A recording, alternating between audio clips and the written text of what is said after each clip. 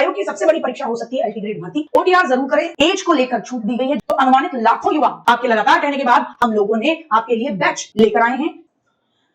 नमस्कार दोस्तों, मेरा नाम गार्गी सारस्वत और आप मेरे साथ जुड़ चुके हैं टीचिंग एग्जाम TWA के प्लेटफॉर्म पर। एलटी ग्रेड की वैकेंसी को लेकर जैसे ही सूचना आई, हालांकि अभी डिटेल्ड नोटिफिकेशन नहीं आया, लेकिन उसमें अधिकतम उम्र सीमा 40 रखने की ही बात की। अब क्योंकि ये भर्ती 7 वर्ष बाद आई है, तो इस भर्ती पर विवाद तो बनता है। उत्तर प्रदेश में कोई भर्ती आए उस पर विवाद ना हो, और अगर एग्जाम हो जाए तो पेपर लीक ना हो, ये लगता है अब शायद संभव नहीं लगता। चाहे सरकार कितना भी कहे कि हम निष्पक्ष तौर पर हर चीज को प्लान्ड वे में कराते हैं, लेकिन स्टूडेंट के हित में तो चीजें कम ही सोची जाती हैं, ये तो मैं जरूर कहूंगी। तो देखिए, भर्ती पर नया विवाद शुरू हो चुका है। अभ्यर्थियों के लिए बुरी खबर है।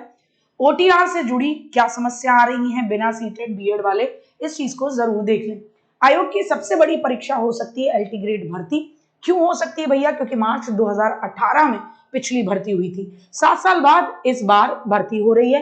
हालांकि पिछली भर्ती के मुकाबले इस बार पदों की संख्या कम है और अभ्यर्थी इस बीच बढ़ चुके हैं, क्योंकि जाहिर सी बात है 7 साल से कोई वैकेंसी नहीं है। ARO भर्ती 2023 थी इससे पहले, जिसके लिए 10,76,000 के करीब आवेदन थे। आयोग की किसी भी परीक्षा के लिए इतनी बड़ी संख्या में कभी आवेदन नहीं किया गया था, और ARO के पद मात्र 411 थे, याद रखिएगा। अब आपको मैं यहां बता दूं एलटी ग्रेड के पदों की संख्या जो है वो ARO के मुकाबले 18 गुना ज्यादा है, और ये भर्ती साल भर बाद, मतलब 60 साल बाद होने वाली है। ऐसे में एलटी ग्रेड भर्ती अभ्यर्थियों की संख्या के मामले में एक नया रिकॉर्ड जरूर बनेगा। इसीलिए ताकि फॉर्म भरने में कोई दिक्कत ना हो, 28 तारीख से सीए आयोग ने कहा कि पहले ओटीआर कर लें, वन टाइम रजिस्ट्रेशन कर लें, ताकि फॉर्म भरना आसान हो जाए। और ये सभी को करना है लॉगिन करके। ठीक है साहब, आगे बढ़ते हैं। 6 साल बाद, 6 साल नहीं है भैया, 7 साल है, एलटी और जीआईसी भर्ती बड़ी संख्या में प्रतियोगी होंगे बाहर। अब दिक्कत क्या है, प्रतियोगी क्यों इस बात को लेकर नाराज है? देखिए भैया, न्यूनतम उम्र 21 और अधिकतम 40 रखी है। अब इस बीच जो बच्चे ओवरएज हो गए और भर्ती नहीं देखी, अब वो तो बवाल काटेंगे ही। आयोग उसमें लेकर रिलैक्सेशन को लेकर कोई बात नहीं कर रहा।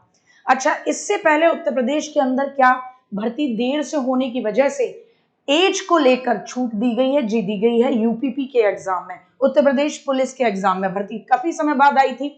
बच्चे और यूट्यूब का पूरा टीचर जो फैटर्निटी है, वो सब के सब मिलकर बच्चों के हित में खड़े थे, सरकार के खिलाफ खड़े थे, और सरकार पर लगातार दबाव बनाया कि भैया आप बच्चों को एज रिलैक्सेशन दीजिए। तो यहां पर भी बात यही निकल के आई है कि भैया जो बच्चे है ना 40 वर्ष से अधिक हो चुके हैं 2024 के अकॉर्डिंग, हालांकि मान रहे हैं 2025 के अकॉर्डिंग नहीं, उनको बड़ा इस बात को लेकर दुख महसूस हो रहा है। तो उन्होंने यही कहा है कि हम बड़ी संख्या में बाहर हो जाएंगे, तो आप एज को लेकर क्या करें कि कुछ छूट दीजिए, जो आपने इतने लंबे समय से भर्ती नहीं दी है, उसको ध्यान में रखते हुए। चलिए भैया, अब इसके अलावा मैं आपको बता दूं नया विवाद, लाखों युवा ओवरएज, परीक्षा पैटर्न, योग्यता क्या है। कुल 7,466 पद हैं। पुरुषों के लिए 4,860, महिलाओं के लिए 2,525 हैं। कुछ स्पेशल कैटेगरी में भी हैं, 81 के करीब पद हैं। 15 विषय हैं, हिंदी, अंग्रेजी, गणित, विज्ञान, होम साइंस, ये सब कुछ है। क्यों महत्वपूर्ण है? 7 साल बाद आ रही है। पिछली भर्ती 2018 में, लंबे समय से बच्चे इसमें क्या कर रहे थे? इंतजार कर रहे थे।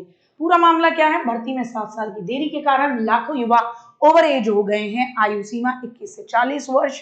आप 40 वर्ष की आपकी लास्ट होनी चाहिए, ठीक है ना। और ये 2024 तक का मामला रखा है इन्होंने, 25 नहीं रखा है, ठीक है। लेकिन 2018 में जो उम्मीदवार योग्य थे, अब 40 से ऊपर हैं और बाहर हो गए। तो अनुमानित लाखों युवा इसके अंदर क्या होंगे? अफेक्टेड होंगे, जो कई सालों से तैयारी भी कर रहे थे, अब उनके सपने टूट रहे हैं। कुछ रिपोर्ट्स कह रही हैं कि 5 से 10 लाख के करीब बच्चे प्रभावित हो सकते हैं केवल उत्तर प्रदेश के अंदर। तो उनकी आयु सीमा में छूट की डिमांड है, जैसे 5 से 7 साल की रिलैक्सेशन या स्पेशल प्रावधान लीजिए। तो इसको लेकर सोशल मीडिया पर एक ट्रेंड भी चल रहा है, #LT ग्रेड एज रिलैक्सेशन। लेकिन सरकार ने अभी तक इसको लेकर कोई राहत नहीं दी है। योग्यता मानदंड, कौन आवेदन कर सकता है? शैक्षणिक योग्यता है आपके पास ग्रेजुएशन प्लस बीएड होनी चाहिए। अब यहाँ एक बात निकल कर आती है कि देखिए भैया, बहुत जेन्युइन सी बात है कि क्या सरकार पहली बार इस तरीके की कोई अभ्यर्थी मांग कर रहा है? नहीं, उत्तर प्रदेश पुलिस में भी एज रिलैक्सेशन दिया गया था।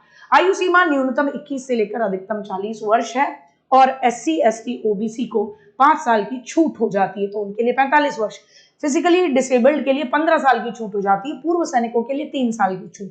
लेकिन उनका क्या, जो सामान्य है और किसी भी छूट के हकदार नहीं है, लेकिन सरकार के विलंब की वजह से उनके हाथ से ये मौका छूट गया।